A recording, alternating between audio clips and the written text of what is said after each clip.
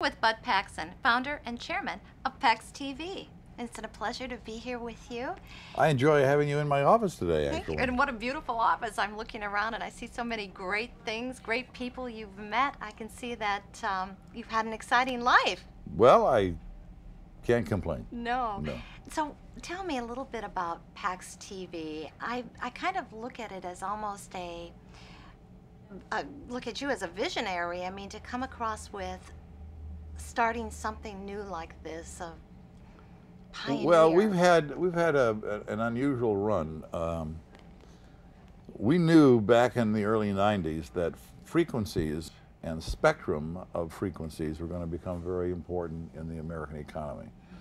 So we decided to start to buy TV stations, and now we're the largest owner of television stations in different markets in the United States. We have 60 stations. We have 43 of the top 50 markets, and we have 63 stations in all, some markets below the number 50. And when we got there, we said, you know, we could start a network. And I have a faith, and quickly I said, well, wait a minute, we can start a network, but I can't show anything that God couldn't watch.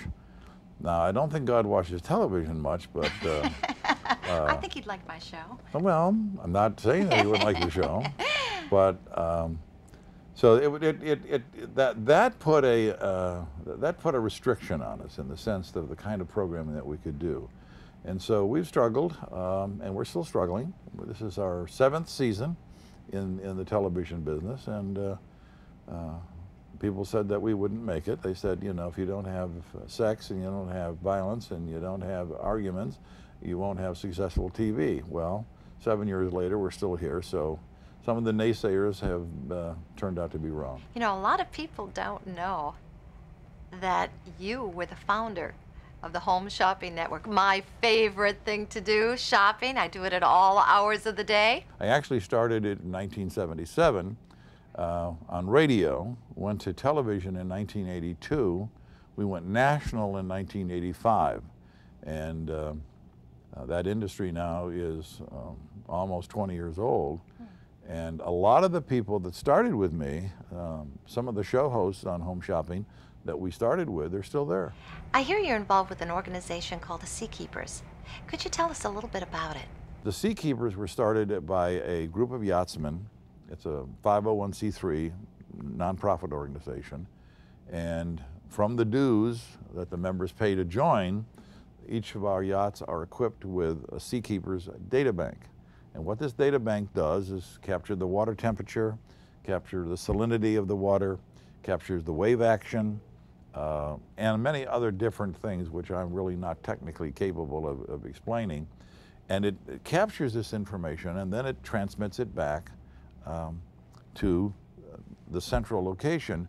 That data is shared then with the United States government, and it's also shared with commercial services that operate out of San Diego. We then can all share in all this information that's coming from not only the U.S. government ships and all the buoys and all the yachts, but now most of the cruise ships have been equipped with it. So when you are on your yacht and you're saying, okay, I'm going to make a 400-mile run this way, I can tell you the water temperature there, I can tell you the height of the waves over there, and you can find out whether you're going to have a smooth passage or not. If this technology was in place during the tsunami, would it have made a difference? You'd have had about an hour notice to evacuate. But you've certainly lived a very interesting life, and I look forward to meeting you again when we can talk some more about some of the other up-and-coming things that are going on in your life. And thank you for the time. Thank you for having me on your show, and good luck with it. Great, thank you. You bet.